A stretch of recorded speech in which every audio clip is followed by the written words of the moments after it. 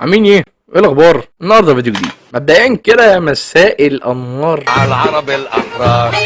مساء انوار ايه وانا فين؟ وانا في اون سبورت ولا ايه؟ ثانيه واحده انا نسيت احنا بنبدا ازاي. المهم النهارده يا جماعه جايين نسال سؤال مصير جدا اكتر من الاسئله اللي بتتسال لك في امتحانات الكيم في ثانويه عامه. السؤال اللي بيخلي الناس تتخانق في الكومنتات كل مره اكتر من الخناقات اللي هيعملوها اولادي على الميراث، لان انا اساسا كده وكده مش هسيب لهم حاجه يعني. يلا يا اولاد والسؤال هو هل الكيبوب بقى ممل؟ انا عارف ان في ناس جايين يعني مش مهتمين بالقصه دي، ولكن يعني انت لو مش مهتم بالكيبوب اهتم بالقناه، فرق شويه على القناه مشكله. ولكن بجد يعني عايز افهم حاجه، يعني هو احنا اللي كبرنا وعيلنا مثلا، ولا فعلا الصناعه بقت بتعيد نفسها؟ وتعالوا نشوف وافتكر دايما ان لو انت زعلت من الكلام اللي جاي يبقى انت جزء من المشكله يا برنس. بس قبل ما نبدا تشترك لايك وسبسكرايب للقناه وفعل زر الجرس توصلك كل جديد من اللي احنا بنعمله، واعمل شير للفيديو وشيرك بيجيب غيرك. بالمناسبه كمل الفيديو لحد الاخر عشان احنا مفشوخين جدا في حوار ساعات المشاهده. وحضر بقى مشروبك، اكلك، شربك، عايز تخش حمام. تعالوا نبدا بالنقطه الاولانيه.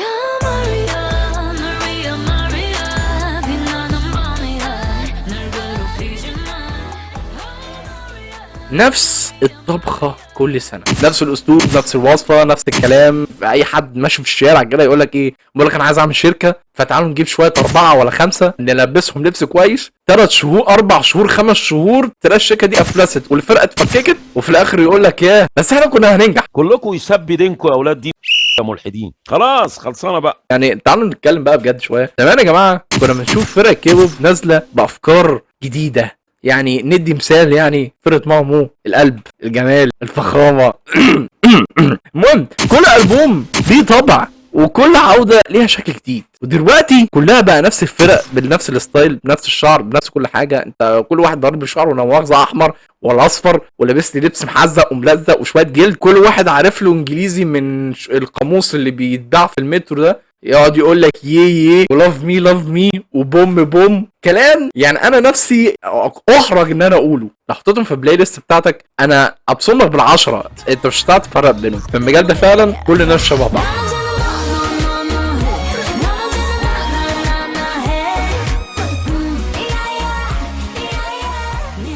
تعالوا ندخل للنقطة. الفانز او المعجبين يعني جزء يعني من الملل الموجود يعني في المجال، وهنا نروح لمشكلة اكبر بكتير قوي قوي قوي، الفانز نفسهم يا جماعة. والمشكلة بقى اللي يجننك ان لما تقول مثلا رأيك بكل احترام، يعني من غير ما تسب يعني في اي حد، تقول مثلا الاغنية عادية. يا جماعة انا سمعت اغنية عادية جدا يعني ايزي. يرد عليك بقى رد ان انت مشرك، يقول لك ايه؟ انت جاهل، انت مش بتفهم في الفن، انت شكلك بتسمع مهرجانات شكلك كده. ايوه يا اخي وانا مبسوط بالمهرجانات والله العظيم، اغاني حلوه مع اني مش بسمعها بس حلوه يعني ايزي، مع اني بحب ابي يوسف ومروان بابيلو لا مؤاخذه.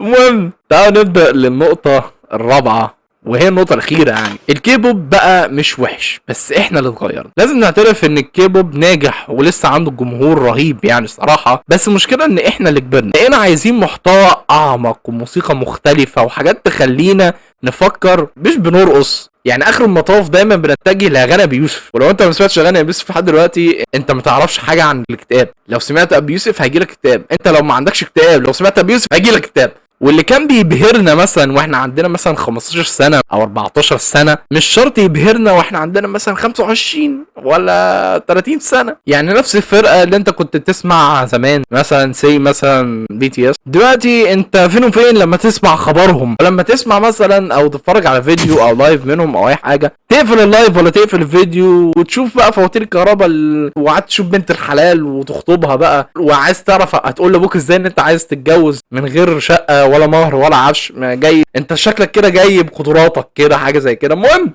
احنا بعدنا عن الموضوع. في النهايه يا جماعه الكيبوب بقى مش ممل بالشكل اللي احنا فاكرينه، بس هو بقى امن زياده عن اللزوم. يعني ايه؟ يعني لو عملت حاجه غلط الناس كلها تقول ايه؟ شوف بقى فلان عمل حاجه غلط، اصل اعلان عمل حاجه غلط، فكل الكاميرات متسلطه عليك. فالموضوع بقى ما فيهوش حريه اكتر، مع ان خلي بالك هو كيبوب اساسا ما فيهوش حريه في العادي، ولكن يعني تخيلوا معايا القيود اللي كانت بتعملها الشركه للايدولز او النجوم اللي موجودين عندهم زادت لما بقى عندهم قاعده جماهيريه اكتر، ودايما عندهم خوف دفين من الجمهور وان هم ما يخسروش الجمهور والساينج والناس دي. بس عشان نكون واضحين، اللي ما يقدرش يعمل شيء جديد او يتعامل ان ده فن فعلا انت لازم تقدم له حاجه، ما تزعلوش يعني مني، هو بيتنسي. فعايزكم تجاوبوا على نفس السؤال الحلقه ولكن في الكومنتات، هل فعلا الكيبوب بقى ممل ولا دماغنا هي اللي اتغيرت وكبرت؟ ويعني بين قوسين كده يا جماعه، انا مش قصدي اي حد،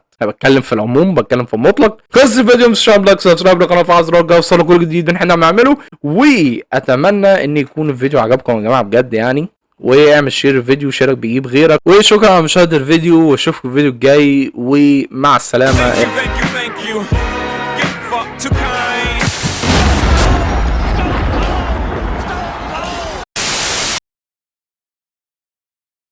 بالمناسبه عايزين نعمل فيديو على الموبيل ولا خلاص كده؟